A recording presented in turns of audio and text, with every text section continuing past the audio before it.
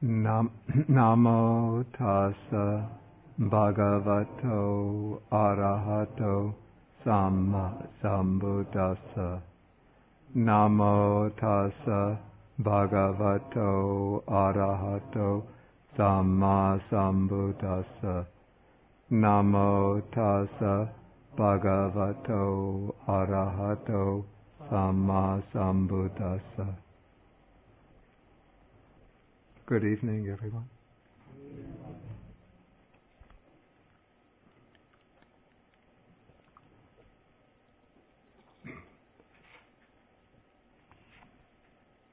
Okay, we will continue now with the study of the Sammādiṭṭhi Sutta.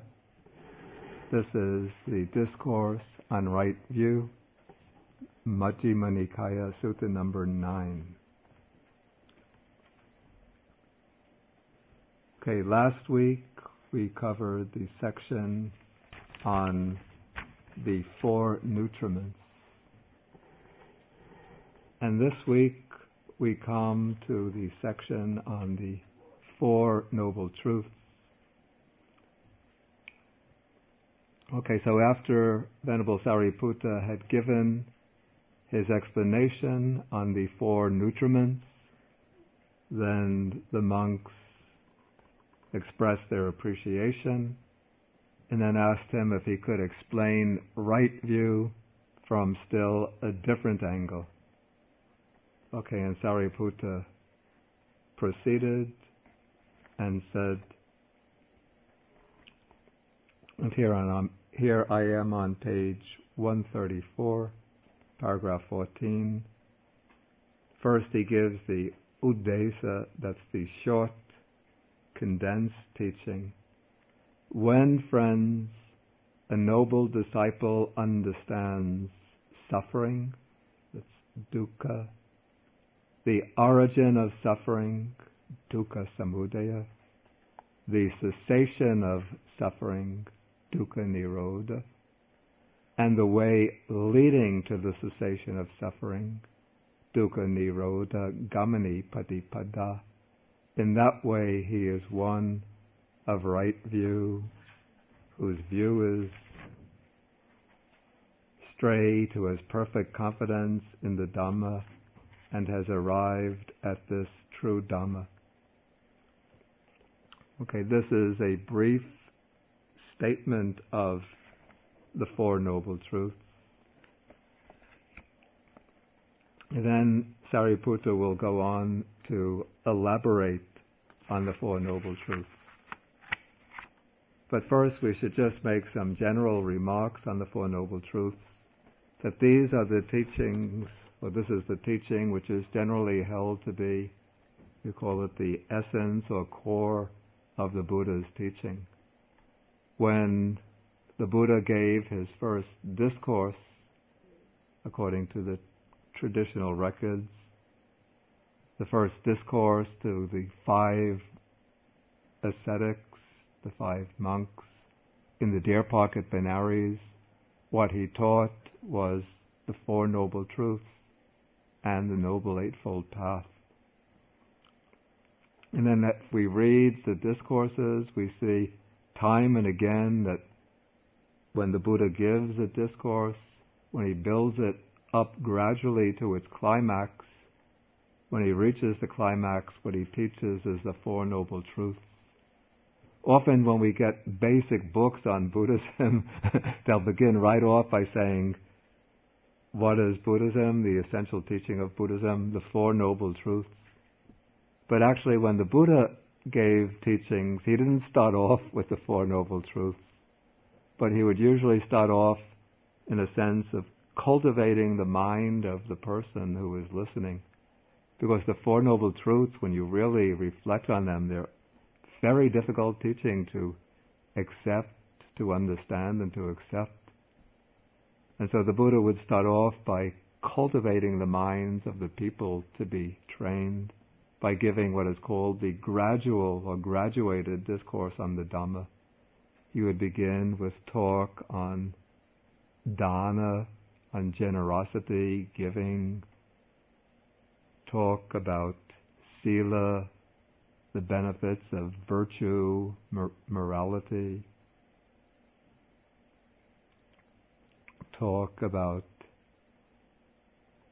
it's called Saggakata, talk about the heavens, the law of karma and its fruit, how good actions lead to good results, how practicing generosity, observing precepts, developing qualities like kindness, helpfulness, compassion in everyday life will bring the accumulation of merits that will bring rebirth into heavenly realms. And it's only when the Buddha knows that the mind of the person listening has become calm, serene, trusting, confident, and free from hindrances. That is, that the mind of the person has become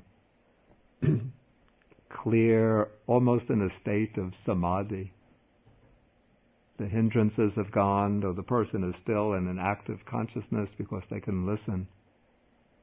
But it's only then that the Buddha will teach the Four Noble Truths. And whenever the Buddha teaches the Four Noble Truths, then, because he's prepared the mind of the person, then that teaching will go so deep into the mind of the person that the person will usually gain the eye of Dhamma, the eye of insight into the truth of the Dhamma.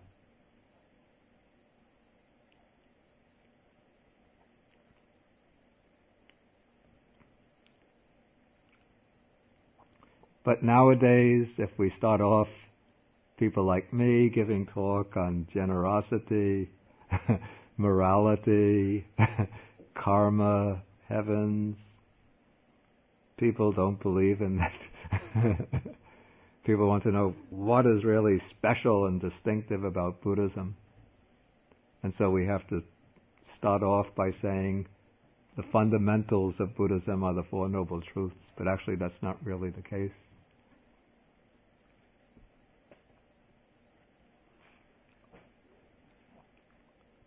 And then there are other suttas where the Buddha says that, for example, that the reason why we have roamed and wandered through samsara, the round of rebirths, for such a long time, is because we have not seen, understood, and penetrated four things. What are these four things? The noble truth of suffering, noble truth of the origin of suffering, noble truth of the cessation of suffering, and noble truth of the path. And then the Buddha says, now, for me, this noble truth, these noble truths have been seen, understood, and penetrated.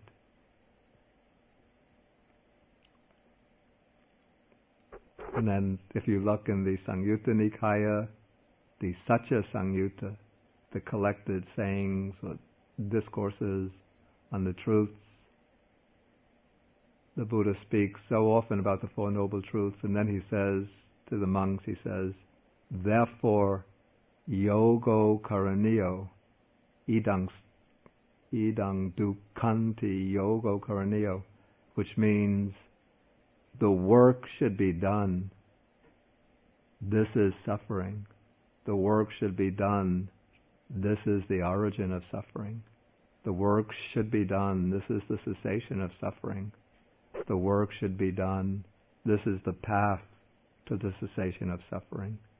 And what is meant by this expression, the work should be done, that means that one has to make an effort to understand these truths, to understand them at different levels, intellectually, first intellectually,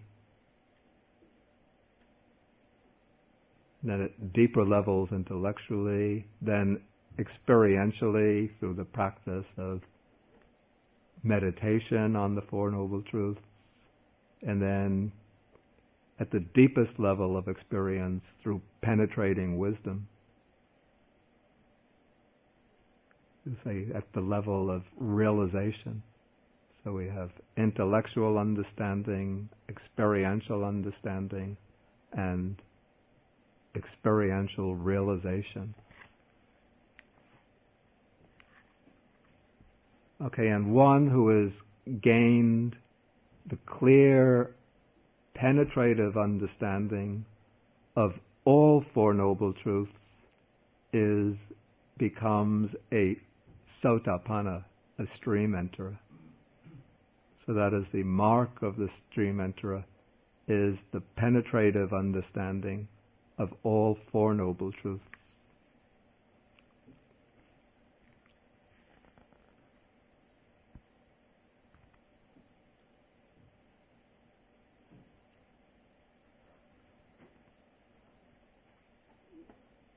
Okay, and now the Four Truths, if we consider them, we look at them together, we would see that they are actually form two pairs.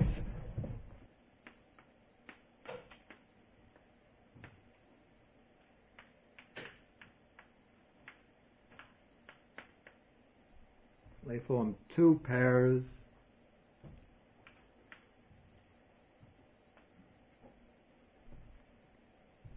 And each of these two pairs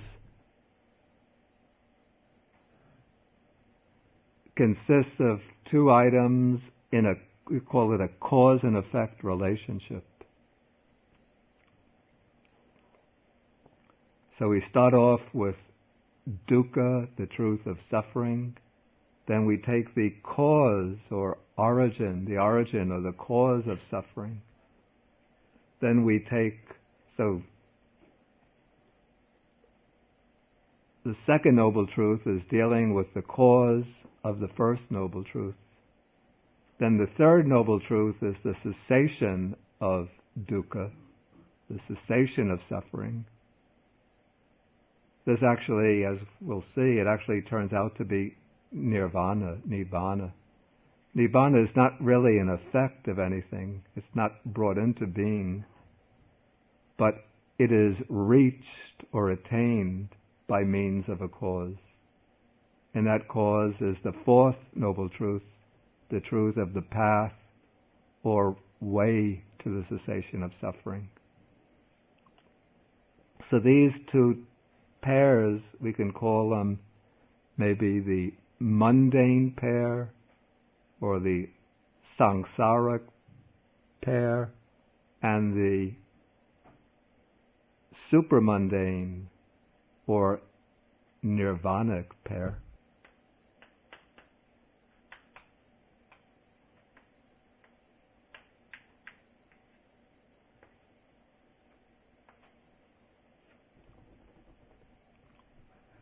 Now usually when we think of causation, we think of the cause coming first or being more fundamental, and then the effect following from the cause. But here we see that the Buddha, when he formulates the Four Noble Truths, begins with the truth of dukkha, the truth of suffering. And why does he do this? Why not begin just logically with the cause?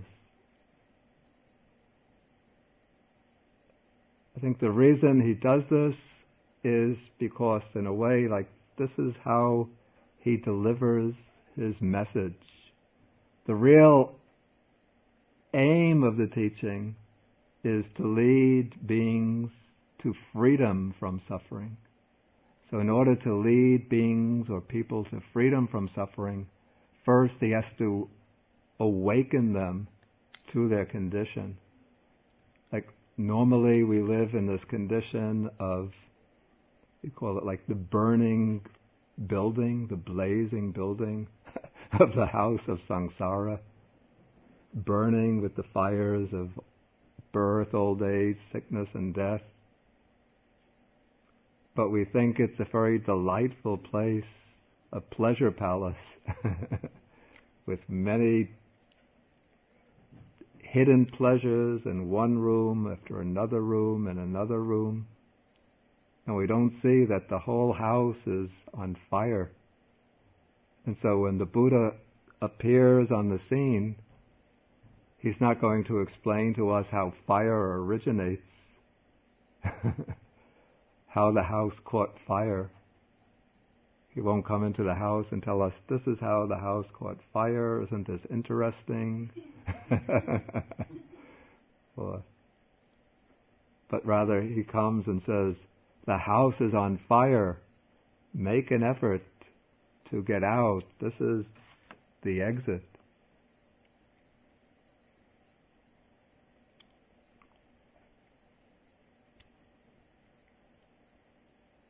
And so he has to, in a sense, alert us, awaken us to the different aspects of dukkha that envelop our lives. And we see, as we investigate the First Noble Truth, that these aspects of dukkha operate at different levels, from coarse levels, which are, when we attend to them, are fairly obvious, to very hidden and subtle levels, which only somebody fully enlightened like a Buddha can discover and teach.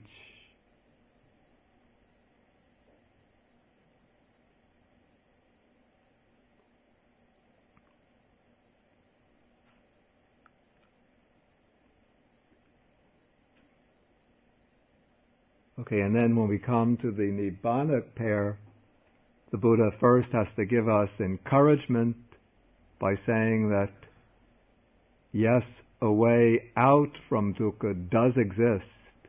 It is really there. It's possible to attain liberation. Then when he arouses that hope, that promise, that prospect of liberation, then he will show the way to liberation, the Noble Eightfold Path.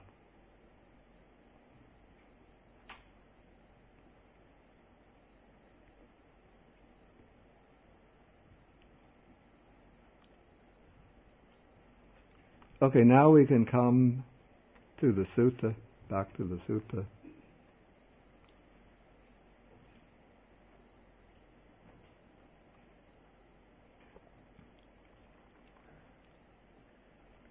Okay, now Sāriputta is going to analyze these four terms in the Four Noble Truths.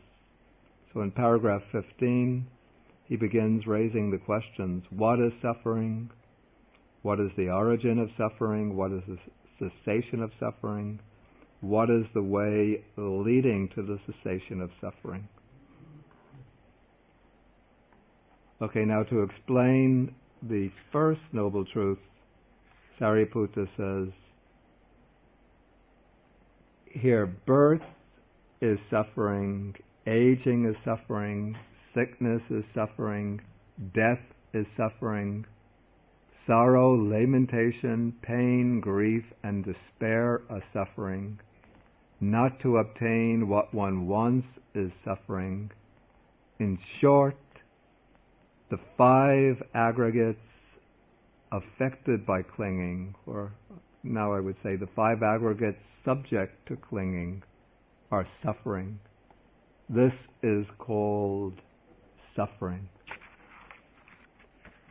Okay, so this is a kind of definition or explanation of the first Noble Truth.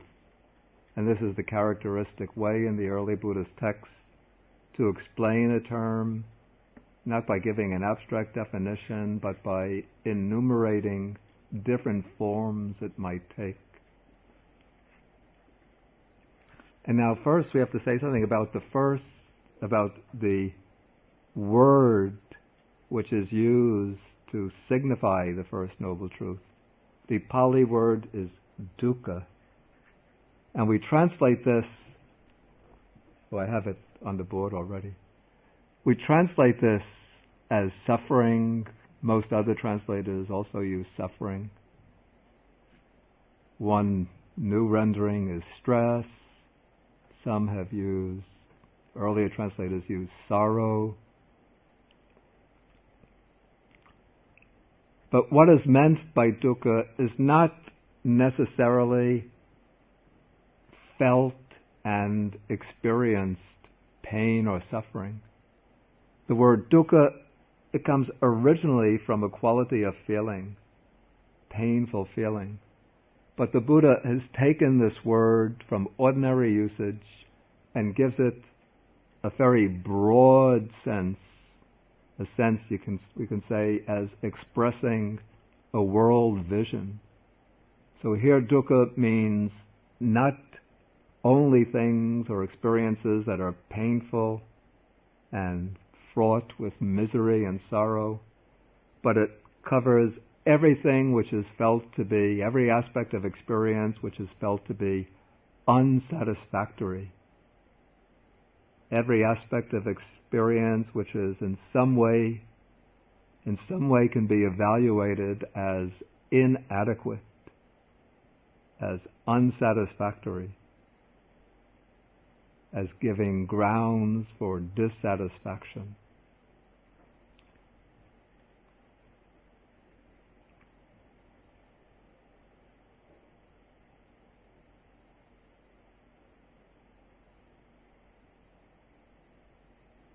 And often this truth of dukkha is seen to derive from the fact of impermanence, so that everything that is impermanent is, for that very reason, unsatisfactory, and therefore dukkha. I'll come to that aspect of this First Noble Truth in a little while. Okay, but first, in the enumeration we have here in the text, here Sāriputta, he's really repeating words of the Buddha. This isn't something original with him, but this is a stock or standard definition of the First Noble Truth. So he takes certain aspects of experience first that are obviously suffering. Birth is suffering. We call it the two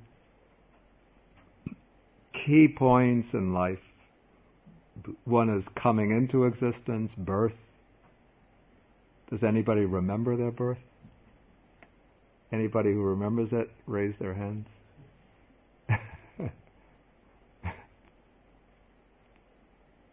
Anybody remember the birth of a brother or sister? A child, yeah. Or, yeah. Having a child. When the child comes in. I said when my son was born, I was like, wow, suffering. I wasn't very happy.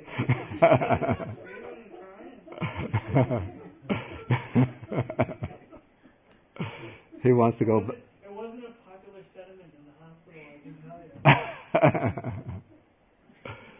Was your son unique in crying it, or? No, but apparently it's not the kind of thing you say to the mother of the child. Were all the other children that were being born, were they all smiling and laughing? Only your son was crying? He was the only one. It was amazing. What is that? He was the only one who was crying. The others were all? No, I'm kidding. For a moment, I thought you blew my lecture for tonight. I was ready to walk out of the room humiliated. I think the Buddha was wrong.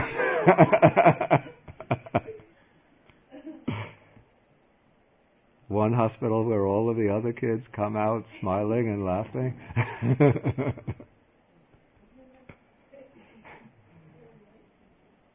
What is that?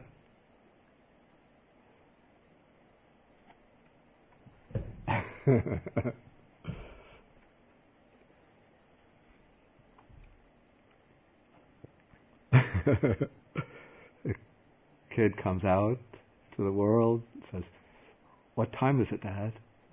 Okay, it's 7:35 p.m. What's on channel 4 at 8 p.m.?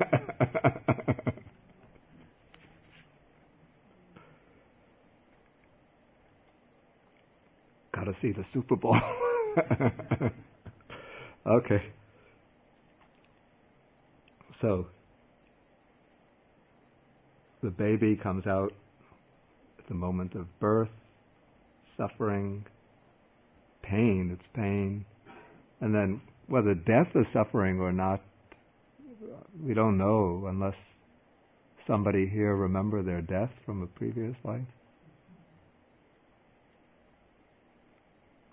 But everybody, or at least most people, look forward to death as suffering.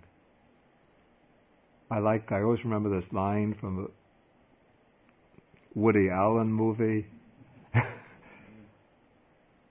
I'm not afraid of death. I just don't want to be around when it happens.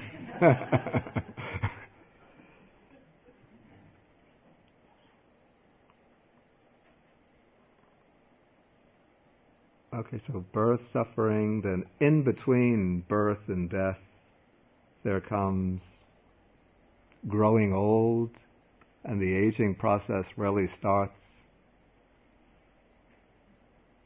right after one is born, though one doesn't experience it as such until one gets to be, let's see, I'm 60 now, I'm not yet old, so when one is 75, safely removed. I'm sure if anybody 75 here, they must think one doesn't experience it till one is 80 or so.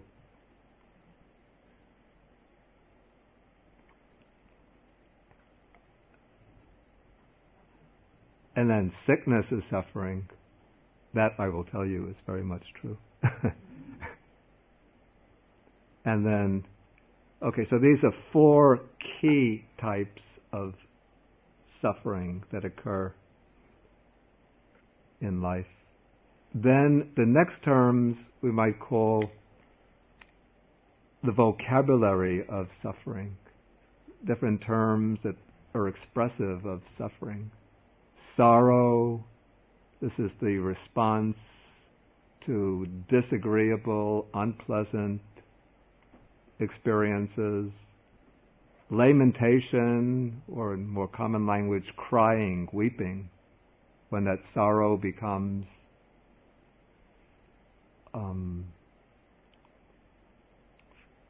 too much, irrepressible, and then we have to express it by weeping. Pain, which is bodily pain. Grief, or now I use the translation dejection or sadness. This is any kind of mental gloominess, grimness, dejection, depression, unhappiness, dissatisfaction, and then despair or misery, when that suffering becomes so overwhelming that one gives up all hope.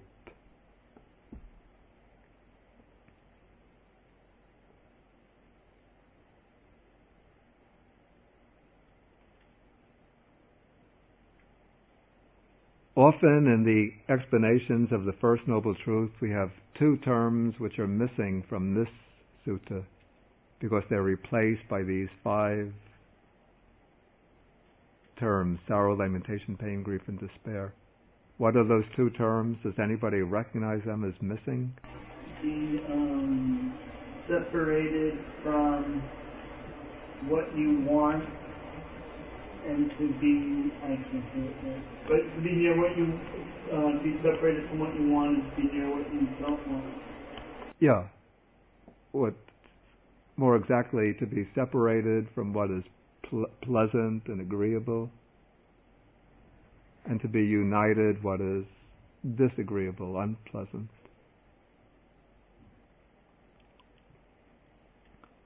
And then the next one, not to obtain what one wants, is suffering. This, I think, is quite obvious. Whenever one wants anything, whether strongly or even mild, if one wants something very strongly and one doesn't obtain it, then there is suffering.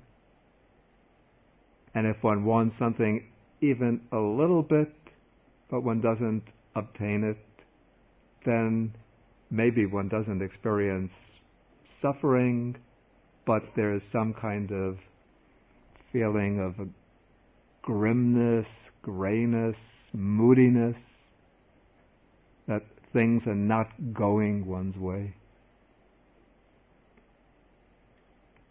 And if one doesn't deal with that aspect of dissatisfaction successfully, then one will pass on that feeling of grimness, moodiness to one's neighbors, family members, friends, and they suffer as a result. And so one makes life miserable for others as well. Okay, these are all types of suffering or dukkha that we are acquainted with in our ordinary experience and that we can relate to and understand. But now we come to an aspect of dukkha that is very difficult to understand. And this is, I would call this, the real meaning of the noble truth of dukkha. What I would say is that the other types or aspects of dukkha that the Buddha includes in the First Noble Truth, these are almost, we call them expedient means that he's using to bring the attention of the disciple to the deeper meaning of the deeper and truer meaning of the First Noble Truth. He's taking obvious or evident forms of dukkha and saying, well, if you look at these aspects of dukkha, you'll see that life isn't a bed of roses. It isn't all glory and wonders.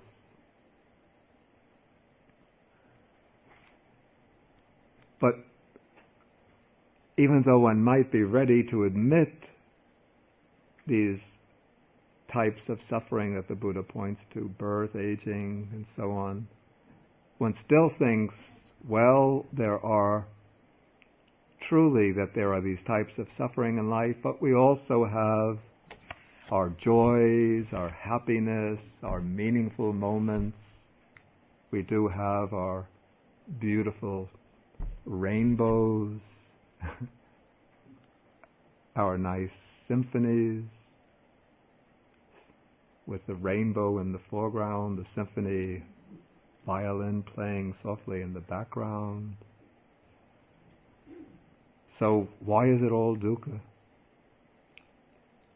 I think to understand the First Noble Truth, the suttas sometimes explain three levels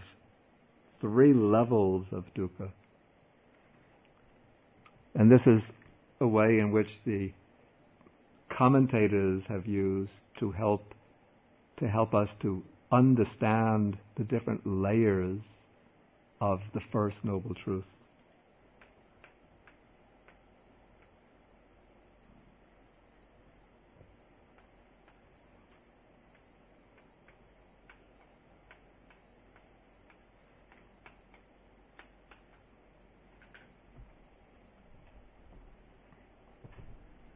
Okay, the first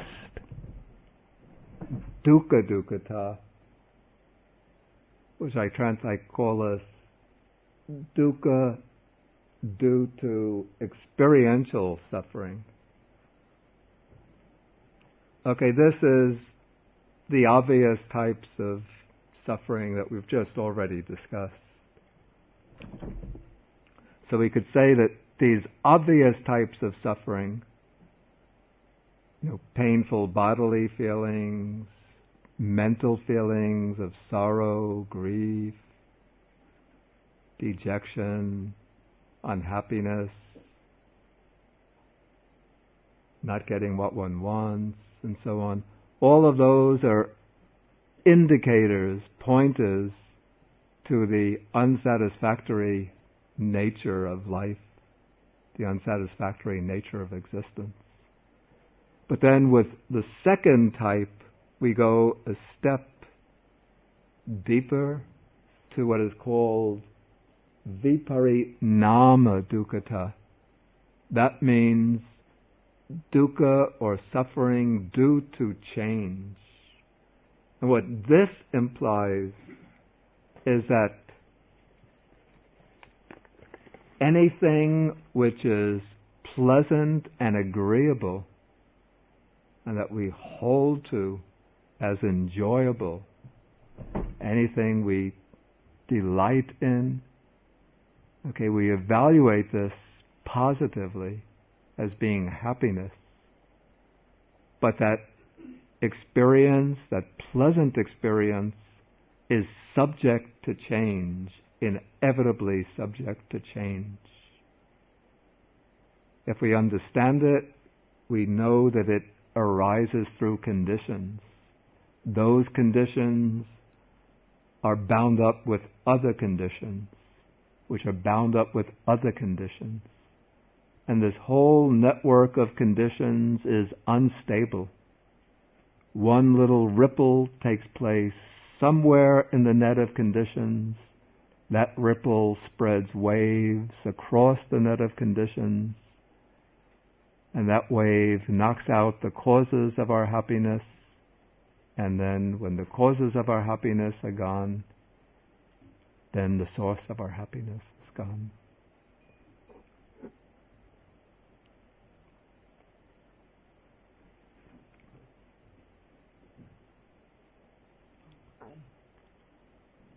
I have a nice house, very loving family,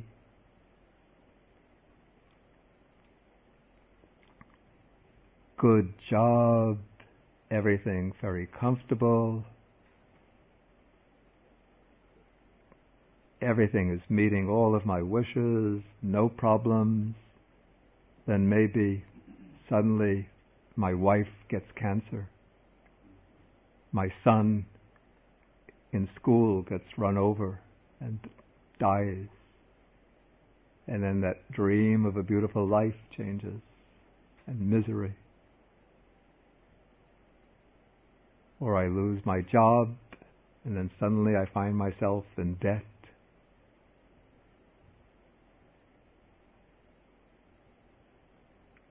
And so everything that we hold to as the basis for our happiness is unstable and permanent. And even at the time, we could say that when it changes, the result is suffering.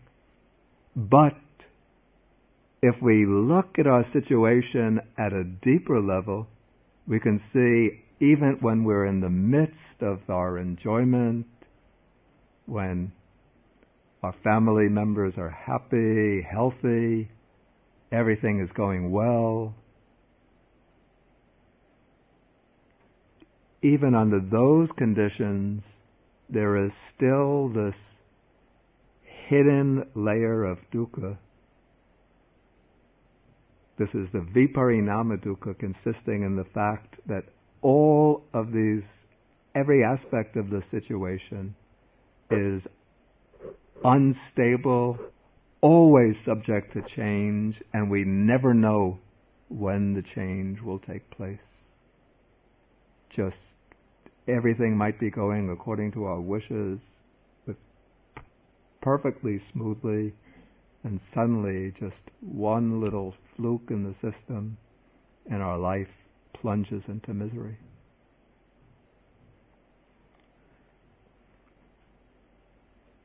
And so the more we just blindly enjoy our success, our bliss, and lose sight of the changeable nature of all conditions, the more we are setting ourselves up for the first type of suffering when things change. But all along, it is this happiness, success, prosperity that is, because it's unpredictable how long it will last, because it's unstable, because it's subject to change, that happiness, success, prosperity is itself the suffering due to change. I think the texts say that youth is dukkha due to change because it turns into old age. Health has dukkha due to change because it's subject to sickness. And life has the dukkha due to change because it's subject to death. Okay, but the deepest layer of dukkha is called sankhara dukkha, which means the suffering due to formations, or the suffering consisting in formations. And this, we could say, is the suffering, the unsatisfactoriness intrinsic to the nature of conditioned existence itself. And what this means is that conditioned existence, our existence, what we call ourselves, our persons, are just compounds, or you call them functional unities, made up of 5 components. And what are those 5 components? Those are the panchupadana khanda, the 5 aggregates subject to clinging. And so these 5 aggregates, what are they? There's the aggregate of physical form, what we usually call the body. The aggregate of feeling, that is, the way we experience things as being pleasant, painful, or neither pleasant nor painful. The aggregate of perceptions, the way we perceive things in terms of their qualities, perceiving, conceiving. The aggregate of volitional formations, these are all the different factors involved in will, desire, impulses.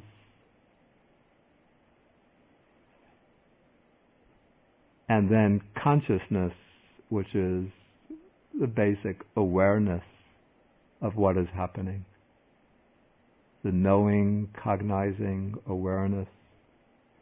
And all of these 5 aggregates exist as momentary processes bound together in relationships of conditionality, mutual conditionality.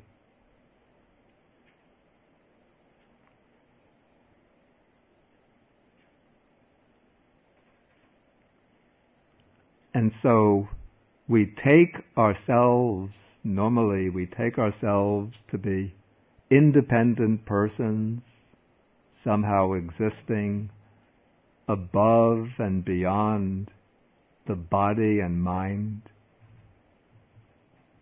or existing within the body and mind and exercising some kind of mastery or control over them. But according to the Buddha's teaching, this idea of a separate, controlling I, of an independent self, or of a controlling self, this is a delusion which arises from the functioning of these 5 aggregates.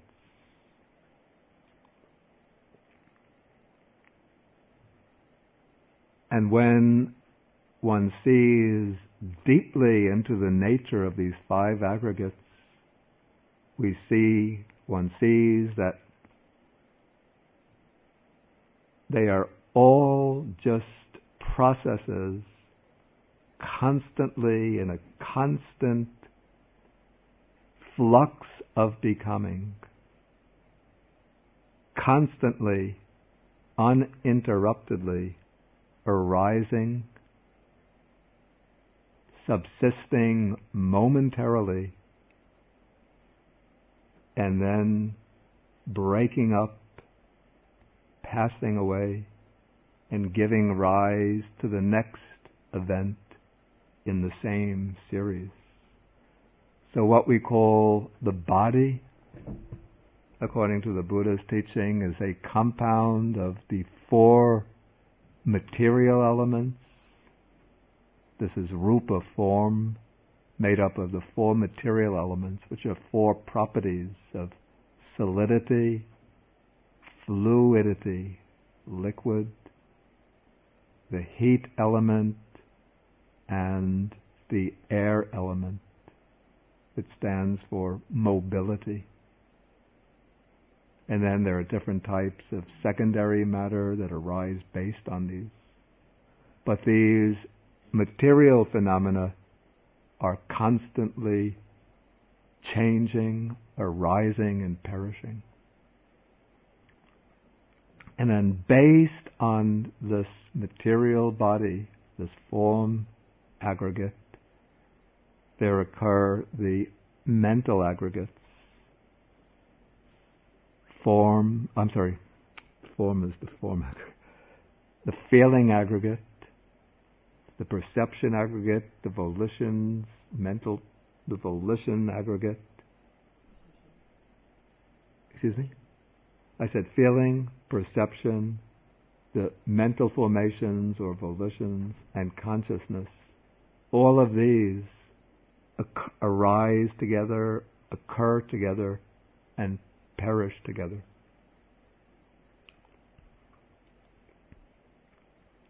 And so the reason why these 5 aggregates are dukkha, suffering, is because they are in this constant process of becoming.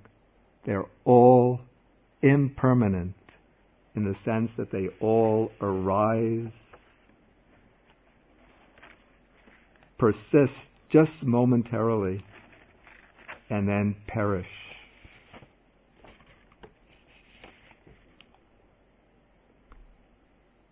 And this process goes on continuously from life to life, driven by craving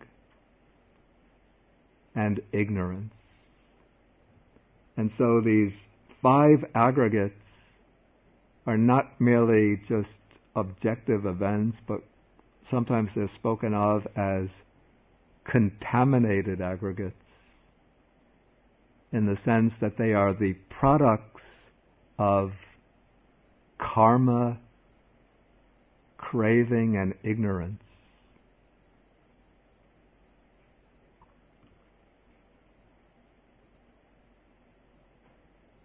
And not only are they the products of past karma, craving, and ignorance, but in the present, much of the time they serve as the basis for more craving, more ignorance, more karmic actions.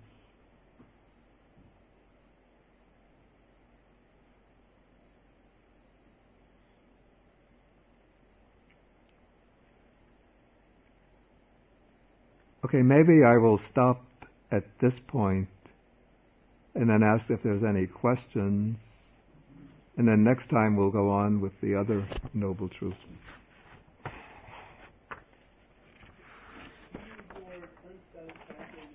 To define suffering.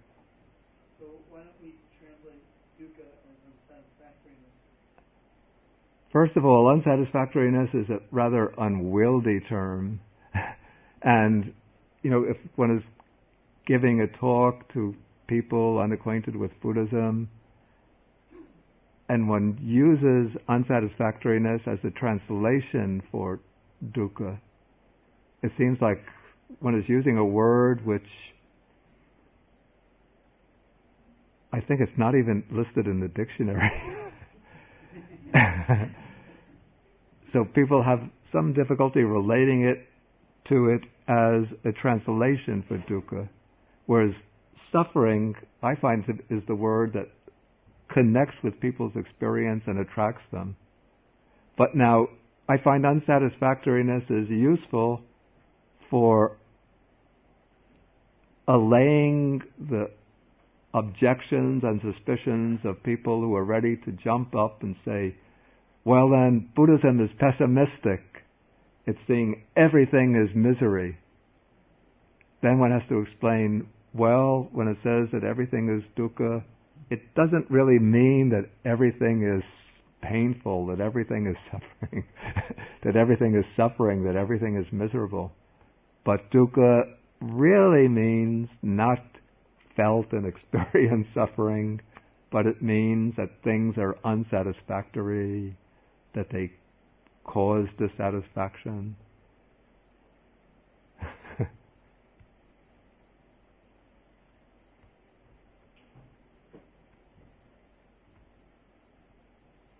What do you think of the use of stress?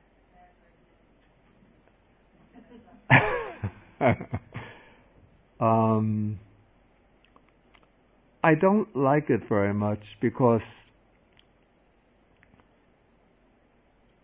for one thing, in the late 1980s, there was, probably it even continues now, there's like a popular thing is these stress reduction clinics. And so it seems like one is almost sort of trying to popularize Buddhism to make it appeal to the people who have too much stress and are going to stress reduction clinics and saying, okay, we have something to offer that can compete with the stress reduction clinics. But then the person who successfully comes through the stress reduction clinic says, well, I'm getting good results from my stress reduction clinic. What do I need Buddhism for? I don't mean to ridicule that rendering, though. It does have certain points going for it, that it does indicate that there's another aspect to dukkha than simply felt suffering. And it could be taken, if one takes stress, not just in the sense of the feeling of tension that people feel in their day-to-day lives, but stress as meaning some kind of imbalance, or you could say a stressfulness that pervades many aspects of existence, then it's all right. But when people hear the word, they don't immediately think of that. They think of what they feel, after a hard day's work at the office, which you could say is a way to appeal to people. But I think it appeals at maybe too limited. The word appeals at too limited and too specific a level, or in too specific a way. Whereas suffering links up with a kind of, I would call it a more universal vision. And it also ties in with, because many of the great philosophers and great religious thinkers through the ages have been concerned with the problem of suffering. Whereas only in the last 30 years or so that the word stress has been considered a problem.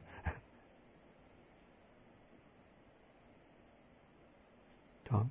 It seems the second and third levels seem sort of similar in that they both deal with change. Is there any kind of distinction that you could elaborate on? Okay. It's true that there's some similarity between the second and third levels. Excuse me, there's a little bit of change or stress in my throat.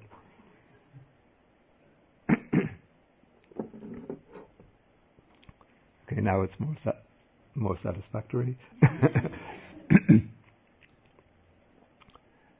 Okay, there's some similarity between the second and third levels, but what the second level is pointing to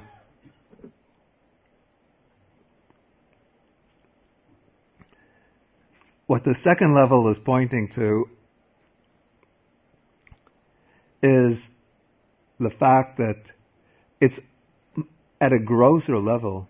It's pointing out that the things we take to be happiness we're now dealing, let's say, at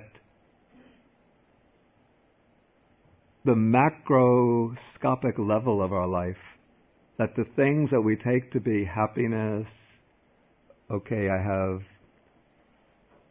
a nice house, good family, good job, I enjoy a lot of pleasures in life, I have money so I can buy a lot of commodities,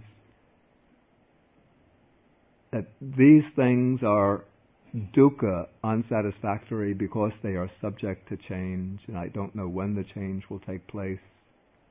And even, not even taking all of these this luxurious way of life, but any kind of pleasure that I might be enjoying is unsatisfactory because it's subject to change, it's bound to come to an end. But all of this is still a consideration from, I call it the macroscopic level, something that would become immediately clear to us through reflection. Okay, but this third level of dukkha is something that becomes apparent or clear when we have, or to see it, we have to go to, I would call it a microscopic level. We sort of have to zoom in on our immediate experience, sort of magnify it 500 times, 1,000 times, see it going from the gross level to the cellular level, molecular level, till we get to this level of we were able to see the experience just in terms of these 5 aggregates. And we see that what we consider to be this person here is just this bodily form which is made up of momentary events, always just constantly like a churning, like cinders in a furnace, always burning and blazing, arising and perishing. And then mental processes, mental events made up of feeling, perception, volition, consciousness, again, very quickly, very rapidly arising and passing away, arising and passing away.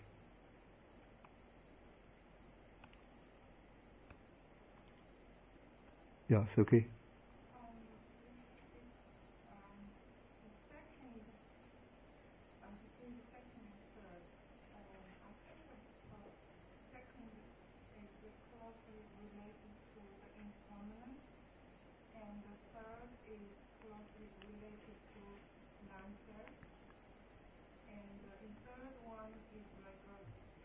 That's an interesting way of looking at it. I never thought of it quite from that point of view.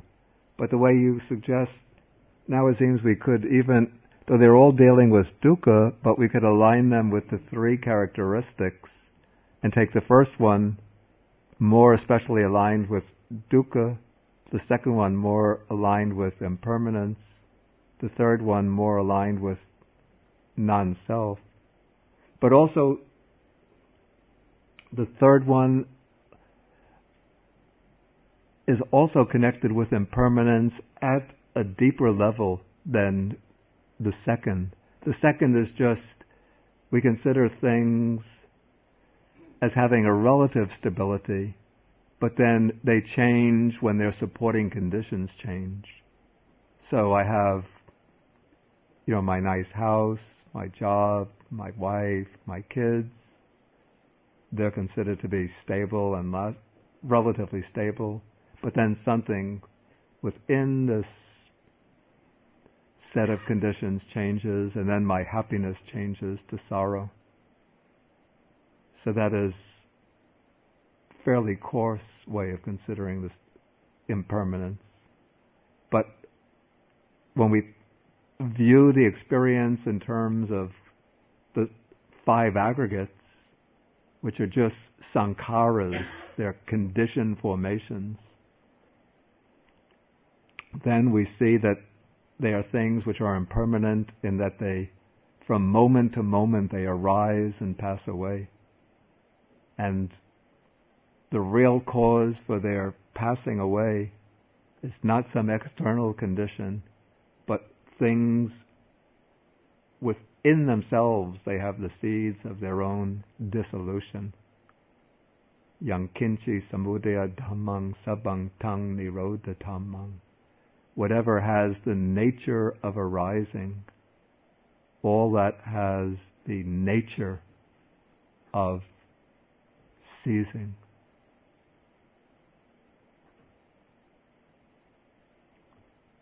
Paul? Yeah, I often hear the Four Noble Truths compared to dependent origination. It's like somehow they exist within each other or are related, but it seems like only the first two Noble Truths are contained within dependent origination. Well, you see, the other side of dependent origination is the cessation side. So we could align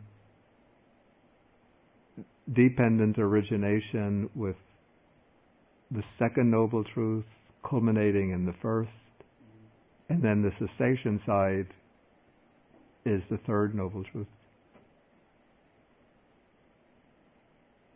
But we didn't get to the second and third Noble Truth yet. We'll take that next week.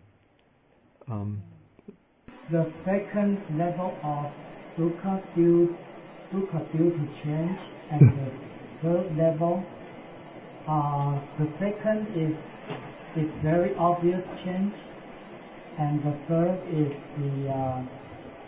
that is very subtle change that is happening moment to moment. Can we say this? Yeah, I would say it that way. There's a French Buddhist who has tried to say something simplifying about dukkha, and I'd like to have you comment on it. She says that all suffering rises out of resistance, and resistance ultimately rises out of humiliation. Out of what? Humiliation. You resist humiliation. And if I think that way, then it seems that dukkha is not an objective property of things, but just a sign of ignorance. The way she expressed that, it seems to be understanding dukkha in the limit, if I understand her correctly, as you're expressing it. Okay, let me just get that. She says all suffering arises out of resistance, and resistance arises from humiliation. Okay, humiliation from an ego that's protecting itself. That seems to be understanding dukkha just in the sense of, I would say, a psychological suffering. So I don't think that's really going towards what I would call the heart of the First Noble Truth. It's still taking it more or less at the level dukkha, at the level of not getting what one wants is dukkha. It's not yet reaching the level of the five aggregates of clinging or dukkha.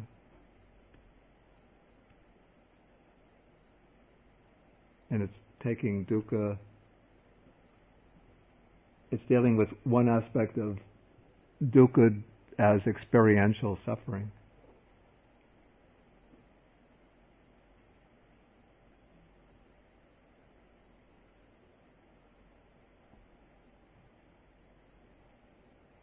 Is there a question? I thought I saw a hand here. Is it fair to compare the notion of becoming with the Greek thinker Heraclitus? With the what? The Greek thinker Heraclitus, who was talking about flux which nothing survives. It seems similar, though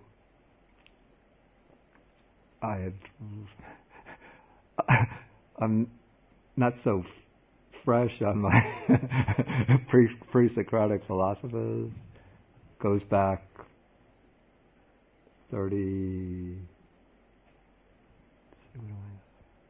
37 years. But it sounds somewhat similar. I don't know if some Buddhist influence could have come over, or he could have come. Contemporary, but they were contemporary. doesn't seem to be any evidence for that. He could have come across it, come upon this idea independently.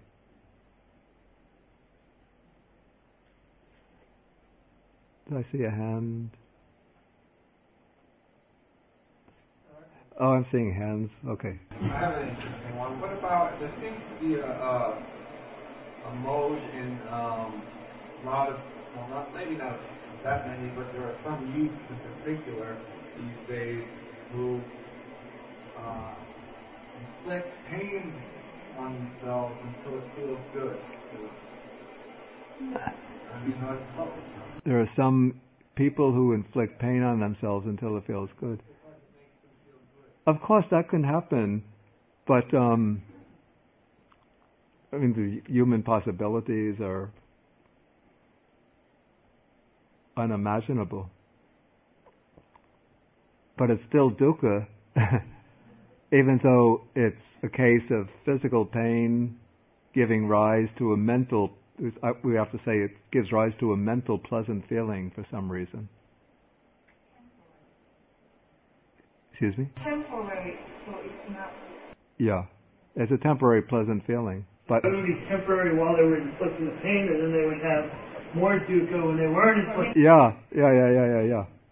When they stop inflicting pain on themselves, then they feel dukkha. It's like this joke when the masochist says, "Please hit me," the sadist says, "No."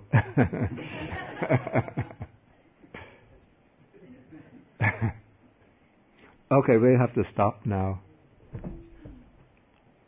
We share the merits with the devas,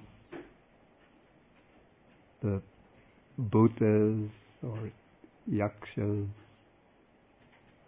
the nagas, long, and with all other beings, wishing them to be well, happy, and to protect the Buddha's Dharma. Akasata chabumata deva naga mahitika punyantang anumoditva chirang rakantu sasanam.